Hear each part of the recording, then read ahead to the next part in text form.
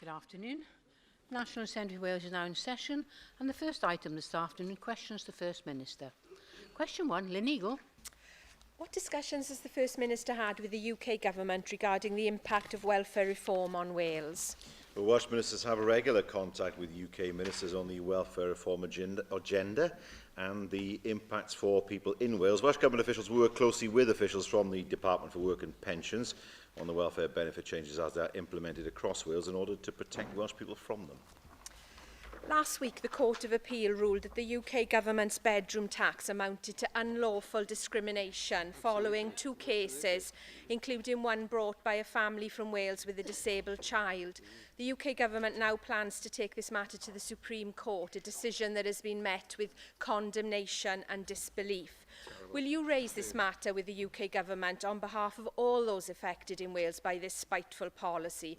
And would you agree with me that if this Tory government had one shred of decency, they would abandon this appeal and stop persecuting disabled children and their families and all vulnerable people? Absolutely. I can assure the member that I have written today to the Secretary of State for Work and Pensions, calling on him to abandon any appeal and calling on him to ensure that there is no discrimination against those who were part of the court case last week, those who have been the victims of domestic violence and those in fact caring for disabled children.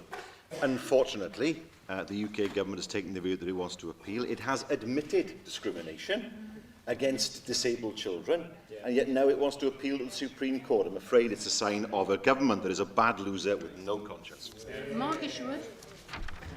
Thank you. Well, the Public Policy Institute for Wales report on the impact of welfare reforms for housing, as I'm sure you know, identifies a lack of appropriate homes for tenants to be able to downsize to. Why, given that Homes for All Cymru warned Welsh Government a decade before the removal of spare room subsidy of a housing crisis, and the UK Government announced guidance on the removal of spare room subsidy 2 years before it went, did Welsh Government cut the supply of new social housing by 70% and fail to invest in smaller homes until after the changes had come into effect? He stands there and defends discrimination against disabled children. He fails to condemn his own party for what it has done to the parents of a child who is disabled and others. He fails to explain why it is that those who are victims of domestic violence should be penalised financially by his party, and tries to shift the blame onto us as a government. It was his party who introduced this policy in the first place, his party who launched their own little private war against disabled children, his party who discriminated against those who are the victims of domestic violence, and his party who must explain to the people of Wales and the people of Britain why it is that they now want to put those people through even more pain by appealing to the Supreme Court rather than accepting defeat, as any party with any conscience would do. Alan Fred-Jones. Thank you. As part of the efforts to stand up for the people of Wales, has the Welsh Government done any research to look at the impact of these changes to the welfare system, and if so, is that analysis and that evidence available at a county or constituency level? Well, of course, the statistics are held by the Department for Work and Pensions. They don't actually break down the figures so that we would know what the local position would be, and also the impact on how many people would be impacted after last week. But we do know that there are 29,987 people affected in Wales by cuts in the benefits, and of course we know that this is something that has impacted them greatly. And so, as the member will know, we disagree completely with the fact that they now want to appeal against the court judgment last week, and that they are continuing to fight this battle against those carers of disabled children. Officer, my supplementary was going to be exactly along the lines of Lynn Eagle's, and I very much appreciate the robust response of our First Minister this afternoon. Well, I thank the member for that. It's a great shame that on this issue, once again, the Welsh Conservatives simply sit there and say nothing to defend disabled children and their carers and those who are the victims of domestic violence. Question 2, Andrew R. Davis. Thank you, Presiding Officer. Will the First Minister make a statement on the Welsh Government economic support for South Wales Central? Yes, we're delivering a range of interventions that support jobs and growth across Wales, investing in infrastructure support for business and skills. Thank you for that answer, First Minister. One of the key planks, obviously, for South Wales Central is the city deal that submissions have been made from Welsh Government and the local authorities. The Chancellor, in his speech to the Cardiff Business Club, indicated that he'd like to see a deal concluded by the March budget. Are you able to update us as to the discussions that are ongoing around this issue? Because I'm sure not just myself as an elected member for South Wales Central, but all residents of South Wales Central would like to see this deal concluded by that deadline that the Chancellor has set. There is no reason why a deal can't be concluded. We have put £580 million worth of new money on the table. The local authorities have made their commitments as well. We now await the response of the UK Treasury so that we can seal the deal. Jeff Cuthbert. This morning, First Minister, I chaired a seminar on apprenticeships in Wales where attendees were reminded that half the apprenticeships in Wales were delivered with the support of ESF monies, critical to boosting the economy in Wales and delivering on our skills agenda. First Minister, would you agree with me that ESF is currently vital to supporting the Welsh economy, that it's one of a number of indicators that demonstrate the importance of EU membership to Wales, and that it can be used effectively to boost skill levels through programmes such as apprenticeships and working with employers, further education and learners to boost the economy of Wales? I very much agree with what the member has said. He will know, of course, of the fact that European money has been used, for example, in Jobs with Wales. And we know that it's been a substantial contribution to the opportunities for young people of the length and breadth of this nation. Without that money, it's right to say that training would not be available and those people would not have the skills and hope that they have now. Eleanor Parrott. John Flowers. First Minister, would you agree with me that one of the key things to ensure that the Welsh economy is secure in the future is to enable our small businesses to grow and become the medium-sized businesses of the future, and that there is therefore an opportunity in the redevelopment of the Welsh Development Bank to bring together both funding and support for small businesses into one place where small businesses can make use of it? There's certainly an attraction in the idea of making sure that there is a one-stop shop. I agree with her on that. And we have worked very closely with organisations supporting small businesses to make sure that they are supported. We know, for example, that the Small Business Rate Relief Scheme has had an enormous positive impact on many businesses, particularly, but not exclusively, on those with a rateable value of under £6,000 a year. We now move to questions from the party leaders, and first this afternoon, Leader Plaid Cymru, Leanne Wood. Diolch, Llywydd.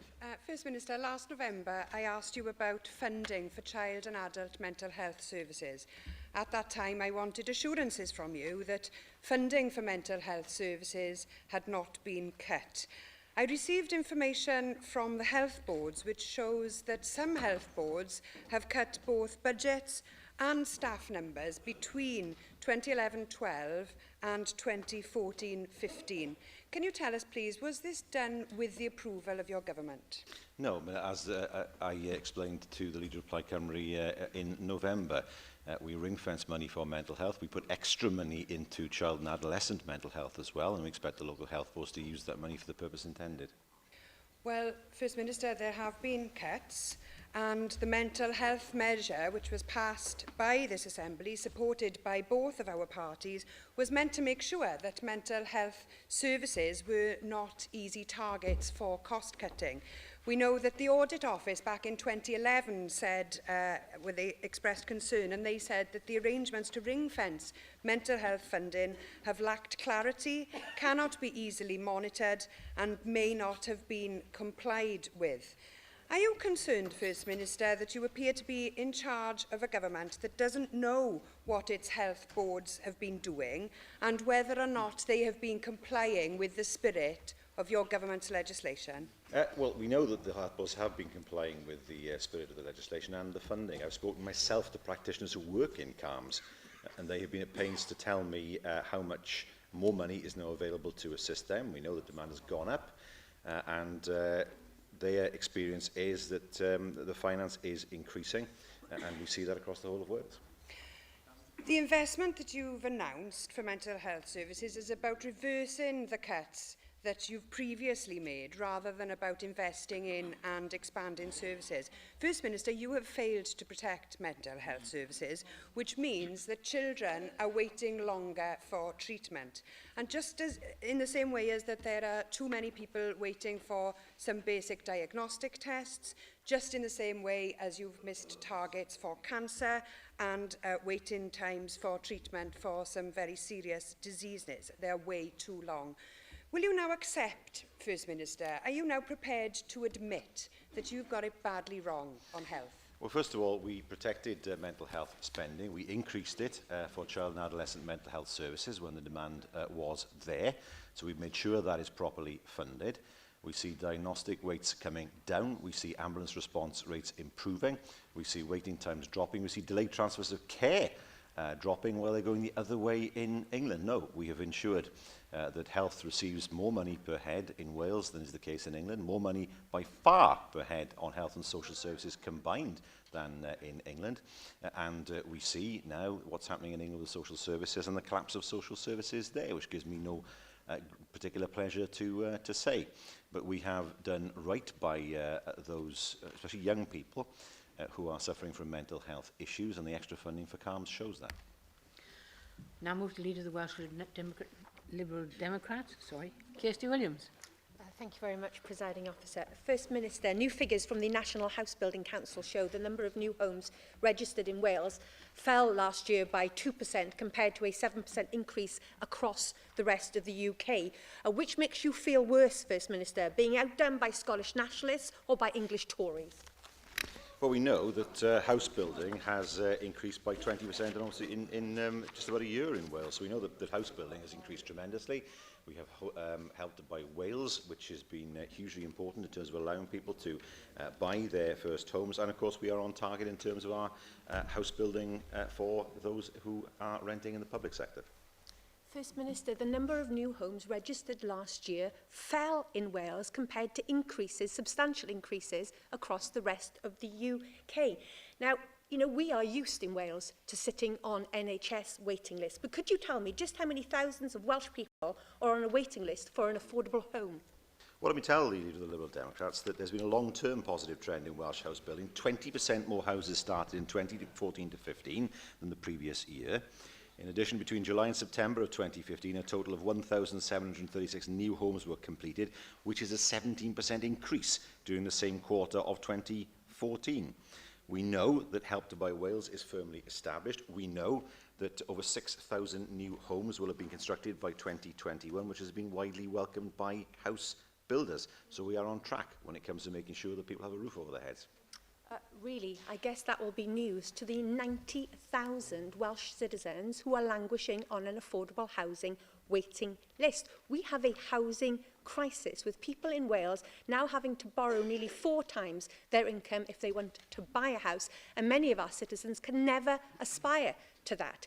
Now, my party has plans to double the number of affordable homes and to introduce a rent-to-buy scheme that would allow people to make monthly payments equivalent to the rent to build up a share in their home without requiring a deposit. Will you look at these plans and take urgent action to address the aspirations of those 90,000 people who need an affordable home?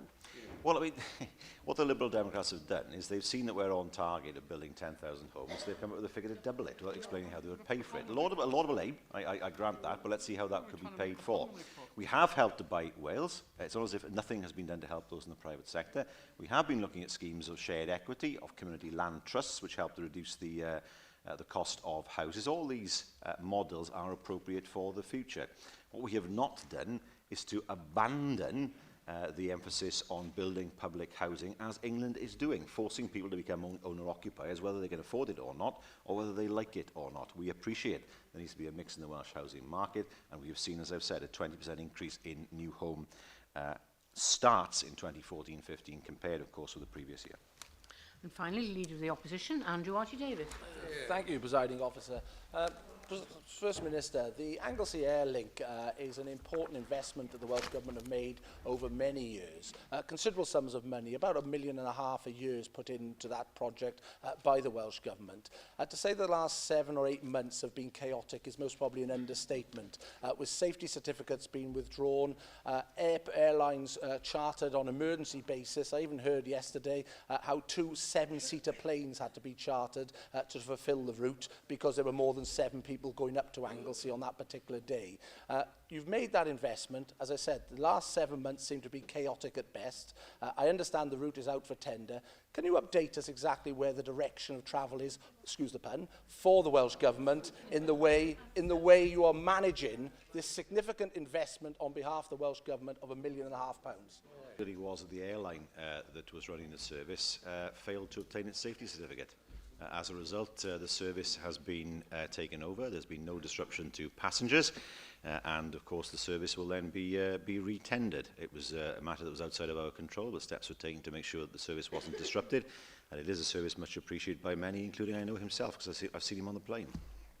Yeah, I commend the service. I live very close to the airport, and if I can get to Anglesey in 40 minutes, the point I'm making to you is it's an investment that you are putting in of £1.5 million, and to say the last 7-8 months has been chaotic, to say the least, is an understatement. If we move on to another project that the Welsh Government have invested in recently, the Rhondda Life project, which the Welsh Government put £1,600,000 into, and the assets of Rhondda Life were recently sold for £220,000, costing a loss to the taxpayer of in excess of £1 million.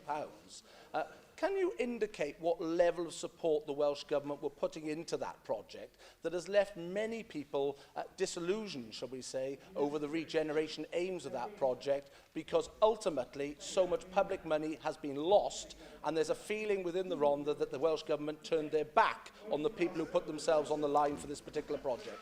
Well, first of all, the Leader of the Opposition says that there's been chaos with regard to the North-South service. There's been chaos at all. It's a lazy statement. The service has operated as normal as far as passengers are concerned. They've seen no difference whatsoever. It's far from chaos. Things have been running smoothly despite the difficulties that one airline had. When it comes to Rhondda Life, the member of the Rhondda was very agitated and asked the question whether the Leader of the Opposition had actually been there. Nevertheless, Rhondda Life had to be managed carefully, and it is a project, nevertheless, that has had an impact on the people who live in that part of the Rhondda. You missed the complete tone and direction of travel, which is the loss to the Welsh taxpayer of significant sums of money. Just to reassure the current member for the Rhondda, I've not only visited, I've also been engaged with the people who do feel they've been left high and dry, i.e. the people who put their heart and soul into this project. But I've just outlined two very specific projects that the Welsh Government have managed or invested in. In respect of the second project, you've lost a considerable sum of Welsh taxpayers' money. In respect of the first project, there has been chaos at the heart of this. Do you think it's sensible to charter 2 7-seater planes? Do you think it's sensible the website says no future bookings have been taken? Ultimately, this goes to the competence of the Welsh Government. Last week, you made an apology. Because your government had lost tens of millions of pounds in relation to the Rifu land disposal. Now, we've had the apology. I've indicated at least 2 projects that you've lost considerable sums of money. What are you going to be doing? What further action will you be taking as First Minister to hold the people to account who presided over the Rifu disposal? And ultimately, what confidence can we have that this isn't just the final chapter, as your Communities Minister indicated last week when she addressed this issue? Well, I mean, first of all, let's examine what he wants to do. He wants to cut spending on the economy by 30%. That's cutting spending on jobs, cutting spending on skills, cutting spending on supporting projects that have created jobs the length and breadth of Wales. We took over the airport, an airport that his party wanted to abandon to closure. From 2007 to 2013, the airport lost half its passengers under private ownership. It is now bouncing back. If he'd have had his way, that airport would be shut now and Bamsey would have gone with it. So that's the limit of ambition we see from the Tories. But he talks about competence. Let's just examine what his party has done in London, shall we? NHS reorganisation, £3 billion down the tubes. You wasted over £1 billion firing and rehiring NHS staff. You lost £1 billion on the Royal Mail sale, according to Westminster's Biz Committee. You lost £2.3 billion as a result of your sell-off of Eurostar. You lost £1 billion as a result of the sale of RBS shares. You lost £100 million in 1 year. In 1 year on IT projects. Yes, there are issues, of course, that have to be dealt with regards to RIFU, and they will be dealt with by way of a full response. But when it comes to wasting money, the Tories are top of the class. We now move back to question. Order. We now move back to questions on the paper, and question 3 is Mohammed Ashgar. Thank you, Madam Presiding Officer. What is the Welsh Government doing to achieve greater equality in pupils in educational outcomes? Committed to ensuring that all children and young people in Wales, regardless of their background or personal circumstances, reach their full potential in education and achieve the best possible outcomes. Thank you, First Minister. Bullying in school is a particular risk for ethnic minority pupils and can seriously impact on their educational attainment levels. An Aston report in 2014 said that many schools' awareness and understanding of bullying and their policies and procedures for dealing with it were often found to be weak. What action has the Welsh Government taken to tackle bullying in schools since Aston report to promote greater equality in educational attainment? Well, we have, of course, moved forward with what the Eston report indicated in 2014. He has particularly mentioned minority ethnic learners. He will be aware that new grant arrangements were put in place in April of last year in order to assist minority ethnic learners, and the Education Improvement Grant allows practitioners at a local level to decide best where and how to target funding to support those learners. Roger Glyn Thomas. Prif Weinidog, First Minister, one of the things that's been a concern for a number of us since the inception of the Assembly is that children in care can't reach the standards and outcomes achieved by those out with the care system. Do you believe that progress has been made in that regard over the past 17 years? I do.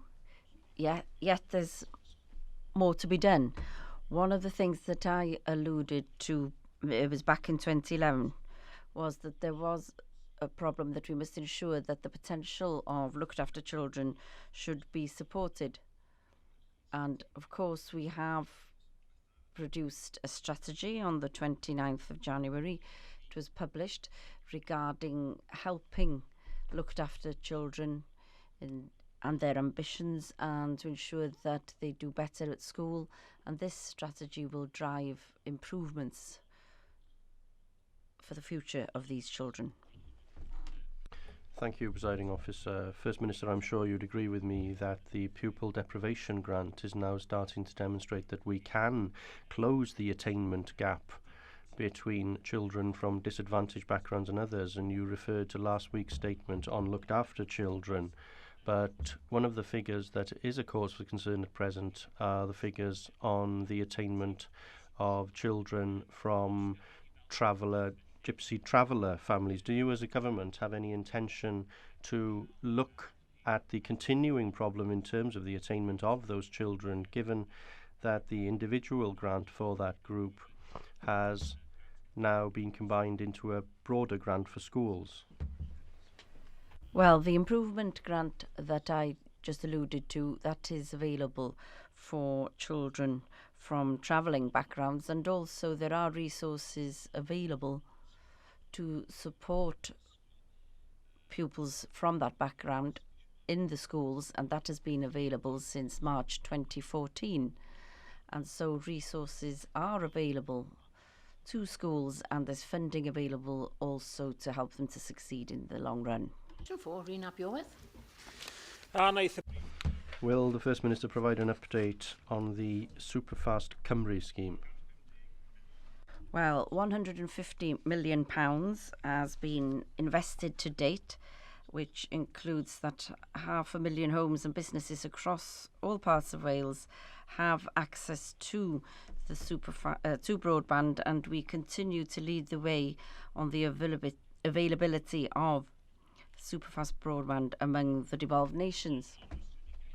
there's a great deal of frustration in my constituency, as I'm sure is the case in every constituency, from those who haven't yet been connected via the Superfast Cymru scheme, and we must acknowledge that there is over a year of that scheme to go. But at the end of the programme, we do expect that 4% of all homes and businesses will still not have been connected. Now, I asked the Deputy Minister for Skills and Technology in September what the government would be able to do to try and identify those that won't be connected by the end of the programme in order to try and find alternative ways of getting connectivity. I was given assurance that steps were being taken, but can the First Minister give us some assurances as to what exactly is or has happened to identify those places so that nobody will have to wait until the end of the Superfast Cymru scheme before realising that they've lost out?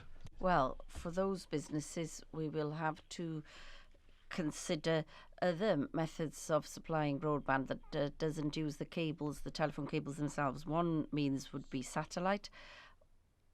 And, for example, if 4G is available in the area, then we could secure broadband for them in that manner. But it is true to say that these people, these homes, won't be reached by a system of telephone cables. But there are alternative means that we can consider to assist them. Thank you, Presiding Officer. First Minister, I'm sure, like me, you'll welcome the advances made with the Super Connected Cities scheme in both Newport and Cardiff. Key element, of course, are the connection vouchers provided financial support from the United Kingdom government. But in terms of areas like rural Monmouthshire, which have poor connection, and a village between here and Newport, not 9 miles from this building, also has very poor connection, what initiative are you going to use to promote some independent companies such as Spectrum Internet for their innovative use of technology to connect what are presently not spots? Well, I would expect that the vast majority of settlements and indeed houses and businesses will be connected as a result of Superfast Cymru. And that is, of course, a scheme, as a member will know, that we're rolling out towards the middle of next year. Without that scheme, of course, it's right to say that the market would not deliver broadband to large swathes of Wales outside of the M4 corridor and across the A55. So what I would say to people who are not able to access superfast broadband at this moment in time is that we expect them to be able to do so by the completion of the Superfast Cymru programme. Peter Black. Thank you, Presiding Officer. First Minister, can I draw your attention to a particular problem in my region, the village of Jersey Marine? They were promised fast broadband by March 2015. They were then promised again by July 2015. The latest update is the cabinet has been installed for 6 months, but they still have not got it because there appears to be a problem getting the cables across a railway line which has been there since 1890. This doesn't augur well for the planning and the process of BT or their contractors. One constituent contacted me, says he's a home-based worker, seriously disadvantaged by poor broadband with only 1 megabyte, cannot take part in video conferences nor share virtual desktops. What solution would you propose for people in Jersey Marine who require this super-fast broadband and are not able to access it? Well, clearly, it is planned for them to be able to access superfast broadband. But if I could write to the member with further details, perhaps then we could investigate what the problem has been and also to provide a more secure date in the future for those who have contacted him. Kirsty Williams. First Minister, fast and reliable broadband is crucial to the economy of Brecon and Radnorshire, as is certainty from Openreach as to when those businesses will have the services. Now, in cases like Llynnothol, they've been dropped down the programme by literally a year, and currently, at the moment, confirmed by Openreach, their website is sending messages saying that the Cabinet isn't currently in the plan to be upgraded as part of the programme, when actually it is in the programme to be upgraded. Surely we could have expected better from the significant amount of taxpayers' money that has been invested in this scheme on behalf of the Welsh Government. A better service should be expected. Well, again, if I could write to the member with regard to the particular issue in Llynnothol, I'll make sure that's investigated and a full answer provided. Question 6, Lindsay Whittle. What about? Oh, I'm sorry. Beg your pardon. In front of myself. Question 5, Jenny Rathbone. Diolch. What discussions has the First Minister had with the UK Government about the Welsh Government's ability to implement a postgraduate loan scheme for the next academic year? Well, the Minister for Education and Skills wrote to the Minister of State for Universities and Science to express his concern that the Student Loans Company cannot implement the scheme for Wales for 2016 to 17 because England is being prioritised. That is wholly unacceptable. Well, I agree, First Minister, that I've had many correspondents very concerned that this is discriminating both against Welsh students and Welsh universities who rely on postgraduate schemes to help us fuel the economy. So what discussions has your government had with the Student Loans Company which allows them to discriminate so blatantly in favour of one part of the UK over another? Well, they're doing it, despite the fact that ministers are there to keep control over them. The Student Loan Company is there to serve 4 nations and 4 governments, but it seems that the UK government on this occasion thinks it's acting as an English government and is discriminating, as the member has rightly said, against those in Scotland, Wales and Northern Ireland. We are exploring how we might be able to move this forward ourselves, but it's another example where, bluntly, those in Whitehall don't know exactly who they're meant to be serving. Angela Burns. Thank you, Presiding Officer. I'm sure, First Minister, you will understand the importance of postgraduate study and how crucial it is that a support system is in place to help those students. But, however, I was shocked last week to hear the Minister for Education's wholesale dismissal of higher education sector's funding concerns, referring to these concerns as special pleadings. First Minister, would you agree with your Education Minister on that one? Well, this question is about postgraduate loans. Let me return to that. I noticed that the Conservative member does nothing to protest against her own government's deliberate decision to discriminate against students from Scotland, Wales and Northern Ireland. It is appalling that the Student Loans Company sees itself as prioritising only England and not the 4 nations of the UK, and it is to the Conservative Party's shame that once again they failed to stand up for Wales. Simon Thomas. Diolch, Llywydd. Thank you, Presiding Officer. Well, the outcome of this, of course, is that universities in England are more attractive to graduates who want to undertake research than universities in Wales, and that could cost as much as £10 million to Welsh universities on top of the cuts that you've already imposed on FMQ. You're very keen to blame the Westminster government for this, and I do share that criticism that this should be available to all. But what are you doing as a government to ensure that a loan scheme for postgraduate study is available for Wales as soon as possible? May I say to the member, this does not affect universities in Wales, but it does impact the students from Wales, because students from England will be able to receive the support to come here to Wales. But I agree completely, this is not something which is acceptable. We've already written to protest, and we will continue to say that when you have a body that represents the whole of the United Kingdom, that body is not acting on behalf of the people of Scotland, Wales and Northern Ireland. And the problem lies with ministers in Westminster who do not accept that this is something which impacts the other nations of the United Kingdom, and they are actually prioritising England. Now question 6, Lindsay Whittle. Diolch, Llywydd. Certainly keep me on my toes. First Minister, what is the Welsh Government's 10-year strategy for Cardiff Airport, please? Yes, our focus on Cardiff Airport is that it should become the airport of choice for Wales, commercially successful and an even more powerful driver of jobs and growth in the wider economy. First Minister, thank you for your answer. As a former Mid Glamorgan County Councillor from 1977, I'm pleased that the airport, in fact, is back in public ownership. But last month, a report from the Public Policy Institute for Wales on the airports said, and I quote, insufficient resources have been committed to marketing, and Visit Wales recently have been criticised for spending less than the equivalent bodies in the UK. So what can the Welsh Government do to attract increased use to Cardiff Airport by visitors from outside of the UK and from within the UK, please? Well, I look at the figures is what I'd say. We know that, for example, compared to January last year, the figures are 42% up. For last month, it was 56% up. The airport is recovering from the 6 years of neglect it had under its previous private owners. We expect to see more airlines coming to the airport in the future, and it shows that with the commitment that is shown by government, it is possible to turn an airport around, just as Scotland has done with Prestwick, just indeed as local government does in England, because local government owns Manchester Airport and Stansted Airport as well, for that matter. And no, we're pleased to see that the airport is moving in the right direction. Pleased to see that more and more passengers are using the airport, and it shows that the decision that we took to buy the airport was indeed the right one. Councillor.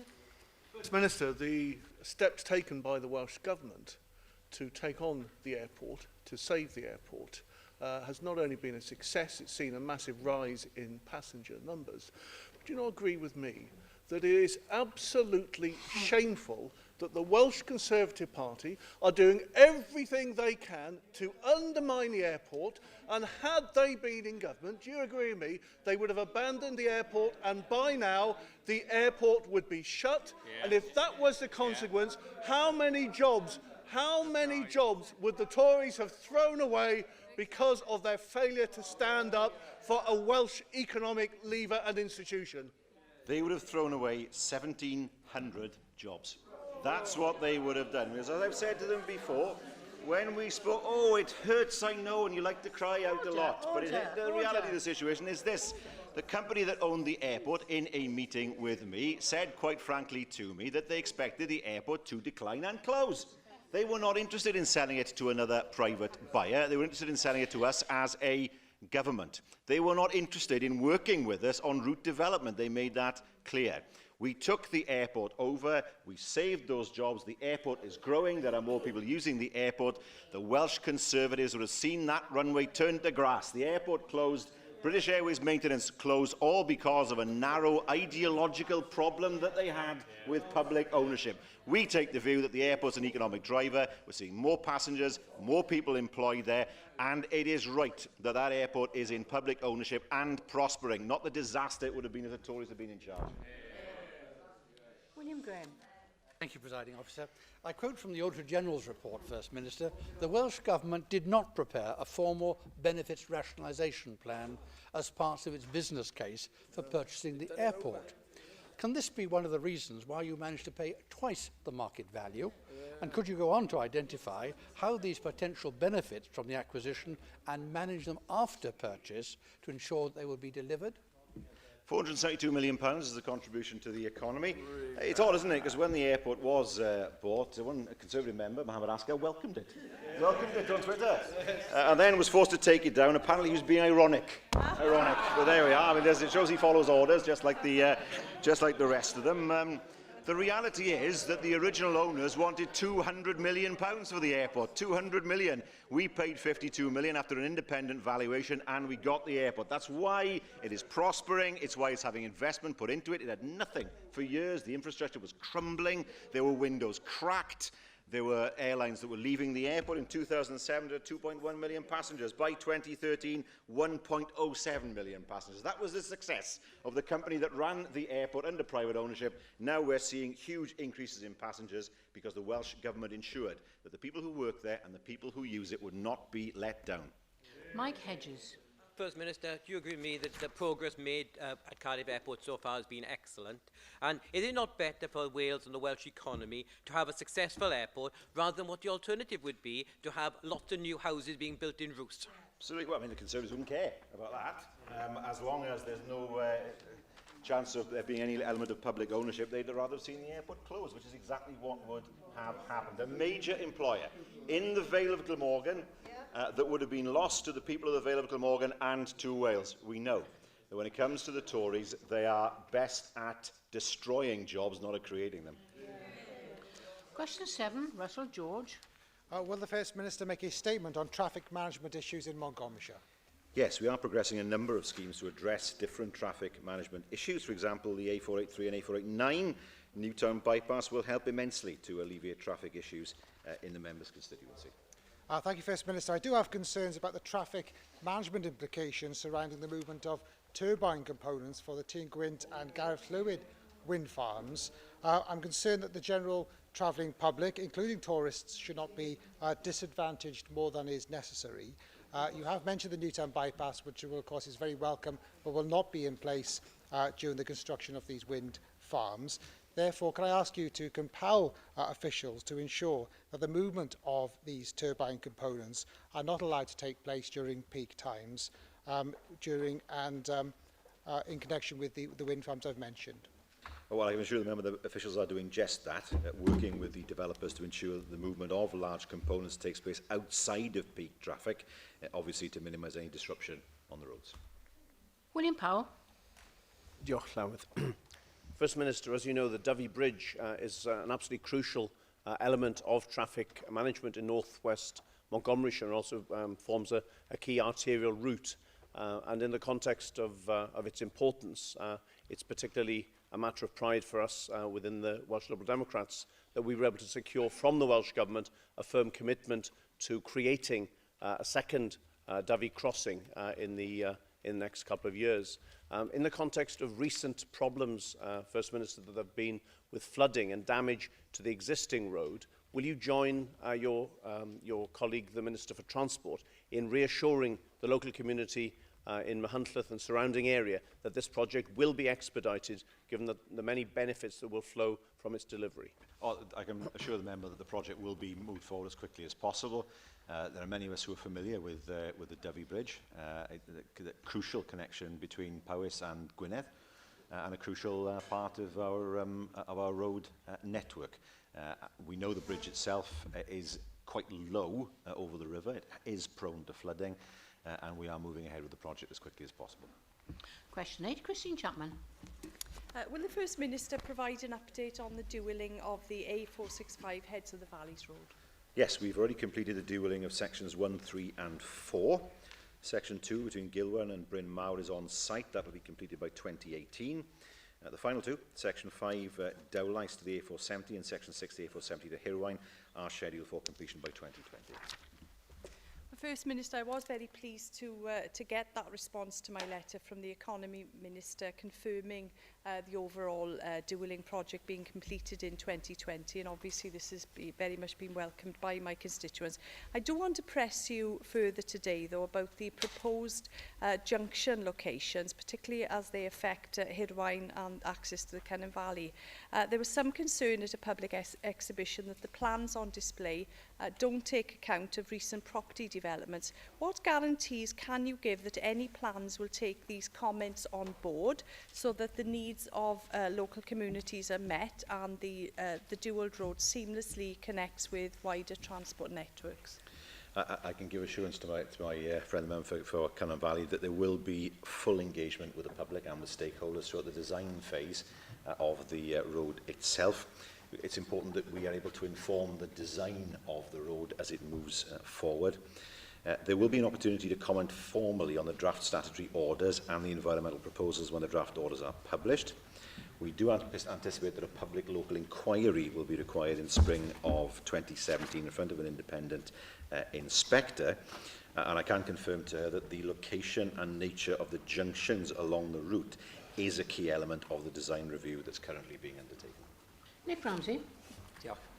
First Minister, it's good to see work progressing on the dualling of the Clitter Gorge section of the A465 between Gilder and Bryn Mawr, the section 2 of the road that you referred to. But there have been some issues of concern. I've been contacted by a number of constituents with properties along the route which have not been compulsorily purchased, but nonetheless have been devalued by the project. What discussions has the Welsh Government had with people finding themselves in this position, and how are you ensuring that all those adversely affected by construction are adequately compensated? Well, I mean, we take the view that those who are affected will be adequately compensated. It's right to say, of course, that there may be some people who find themselves a little closer to the road than was previously the case. That's unavoidable, but it is right that they should be compensated for that loss of amenity, and we believe that that is happening on a fair basis. Question 9, Mike Hedges. Thank you, Presiding Officer. Will the First Minister make a statement on Flying Start provision?